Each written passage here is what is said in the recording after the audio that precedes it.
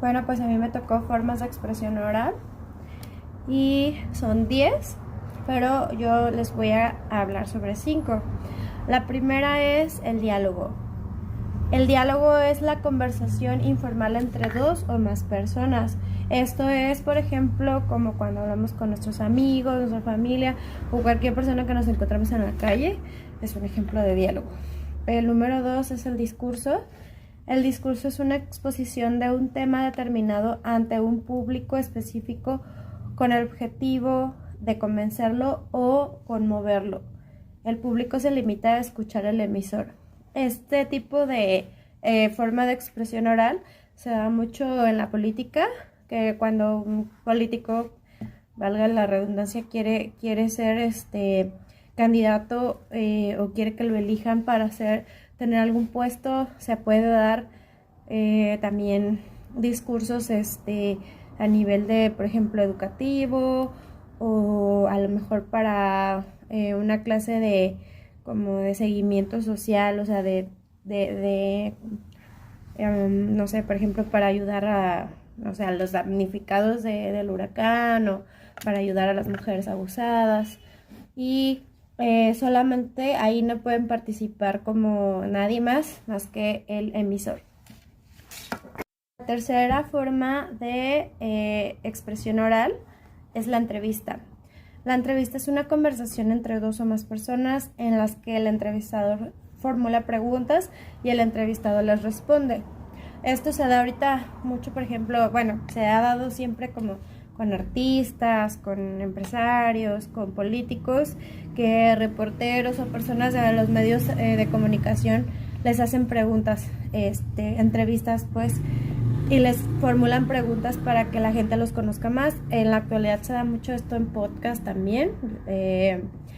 Y bueno, la cuarta forma de expresión oral es el debate. Es un diálogo o discusión entre al menos dos personas ante un auditorio. Los participantes exponen sus ideas, intereses y opiniones sobre uno o más temas. Esto se da mucho también con participantes políticos de diferentes como partidos, en los que ellos exponen sus temas y las cosas que ellos quieren realizar. También se abren debates en universidades, se abren debates de temas religiosos, de temas controversiales. Muchos, por ejemplo, se graban, ¿no? Y antes me acuerdo que estaba como el show de Cristina y esos tipos de programas que eran talk shows, y ellos hacían debates. Aparte de que exponían algo o a alguien, hacían debates sobre algún tema. El quinto es la conferencia. La conferencia es la exposición de un tema de un auditorio según los casos. Los integrantes del auditorio pueden elaborar preguntas sobre lo expuesto. Por ejemplo, la vez que estuvimos en el auditorio que estaba acá por Alcalde, que tuvimos expositores y pues realmente tuvimos clases y conferencias, ambas cosas, y tuvimos la oportunidad de hacer preguntas o de exponer puntos de vista o problemáticas de ciertas escuelas o de ciertas vivencias que habíamos tenido o habían tenido otras personas que conocían. Últimamente también se da mucho conferencias de como oradores que son para superación, o finanzas o diferentes temas, y está muy de moda como entre los emprendedores o así acudir a conferencias de personas que hacen coaching de finanzas. Buenas tardes, compañeros. Pues dándole continuidad a lo que les comentaba mi compañera Noemi, yo voy a seguir con los 5 puntos restantes. Primero está la asamblea, donde es una reunión donde participan miembros de un colectivo para decidir asuntos comunes. Existen 2 tipos, la ordinaria y la extraordinaria. En la ordinaria son periódicamente para tomar decisiones, y en la extraordinaria se realiza cuando se tiene que tomar un asunto inmediato. Está también el otro punto, que es el simposio, que es una reunión de especialistas en una materia para tratar y discutir sobre algo relacionado a su especialidad. Está también el otro punto, que es reunión. El uso más habitual del concepto está asociado al grupo de individuos que se junta, ya sea de manera espontánea o organizada por algún motivo. Está también el foro, que es una reunión donde participan varias personas para dialogar sobre temas de interés común. Y por último está el panel, que sirve para abordar un tema en específico, permitiendo el contraste de puntos de vista y dando margen para el debate de especialistas. Esto es siempre cara al público y está permitido hasta 5 panelistas. Hola, muy buenas tardes. Yo les voy a hablar sobre los textos orales correspondientes a la comunicación singular.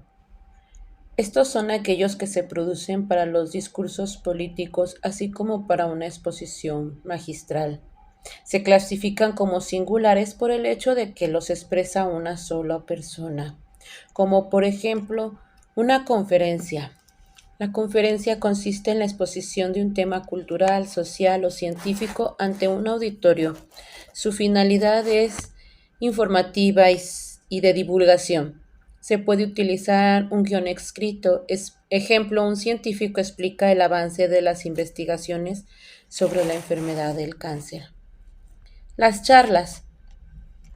Se trata de una exposición oral para un auditorio reducido, al igual que una conferencia. Su finalidad es informativa y de divulgación, pero su desarrollo se realiza en un tono más informal, siendo frecuente el uso del lenguaje coloquial. Ejemplo, charlas dirigidas al alumnado o las clases. Discursos. Participa de las características de la conferencia, pero su finalidad principal es la de convencer o persuadir al auditorio. Sus temas pueden ser políticos, religiosos y militares. Ejemplo, un político habla ante un grupo amplio de personas sobre el programa electoral de su partido. Espero que haya quedado un poco más claro sobre textos orales singulares. Muchas gracias.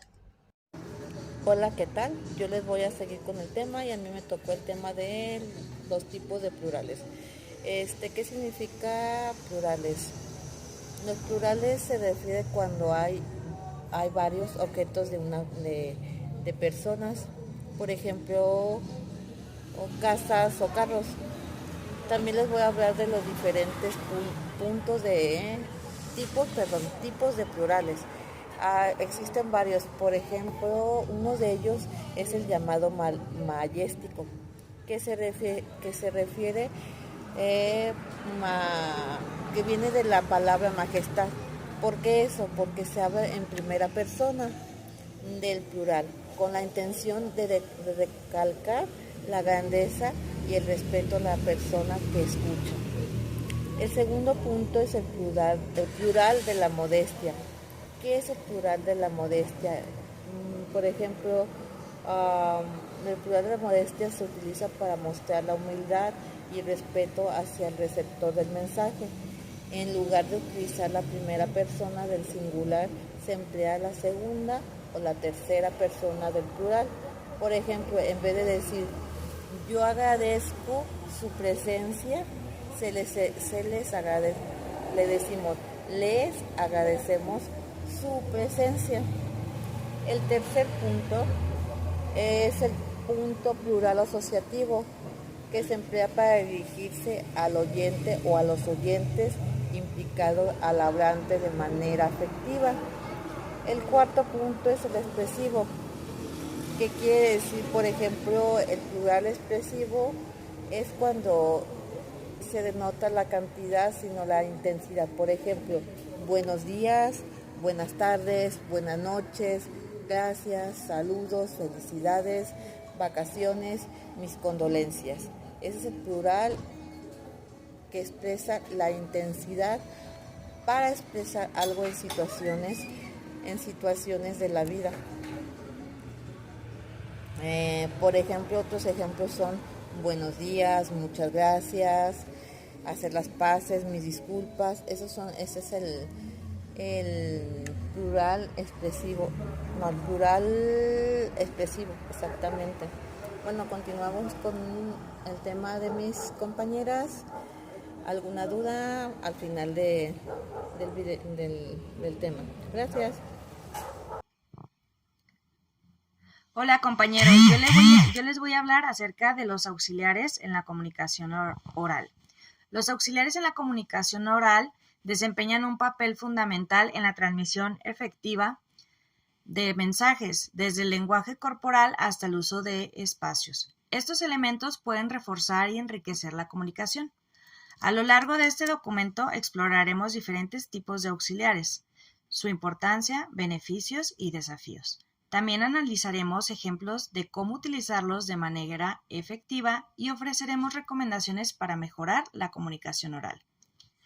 Importancia de los auxiliares de la comunicación oral. La comunicación oral va más allá de las palabras habladas. Los auxiliares, como el lenguaje corporal, las expresiones faciales, los gestos, son elementos cruciales para transmitir mensajes de manera efectiva. Permiten reforzar el significado de las palabras y expresar emociones y establecer conexiones más fuertes con los interlocutores. Les voy a mencionar los tipos de auxiliares de la comunicación oral. El número 1 sería el lenguaje corporal. El movimiento del cuerpo, la postura, transmiten mensajes sutiles y pueden enfatizar y complementar las palabras habladas. Las expresiones faciales. El rostro refleja emociones y permite transmitir estados de ánimo, reacciones e interacciones durante la comunicación oral. La postura.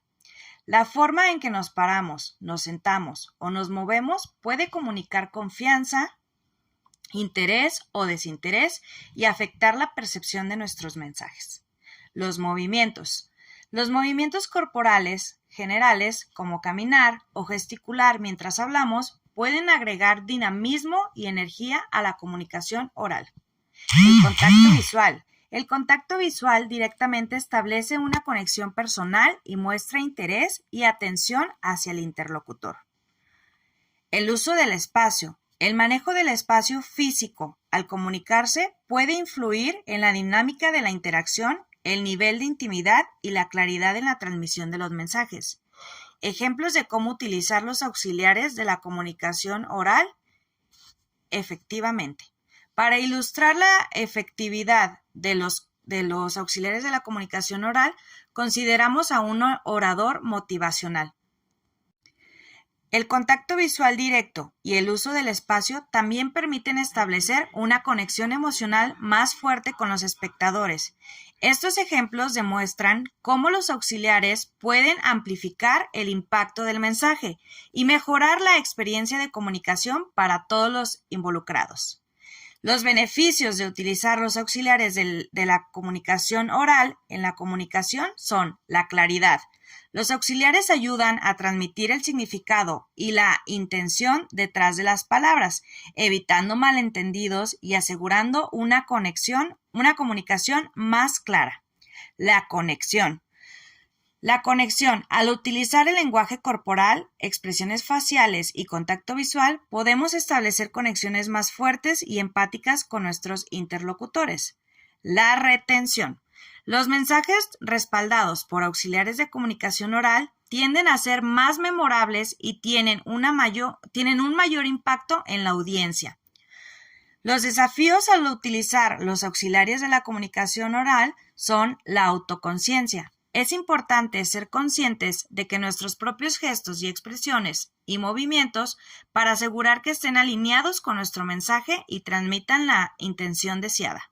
La cultura y el contexto. Los auxiliares de comunicación pueden variar según la cultura y el contexto. Debemos ser sensibles a las diferencias culturales y adaptar nuestros auxiliares en consecuencias para evitar malentendidos u ofensas involuntarias. La conclusión y la recomendación. Los auxiliares de la comunicación oral son herramientas poderosas que nos permiten enriquecer y fortalecer nuestras habilidades de comunicación. Esto, al utilizarlas de manera efectiva, podemos mejorar la claridad y establecer conexiones más fuertes y transmitir nuestros mensajes con mayor impacto.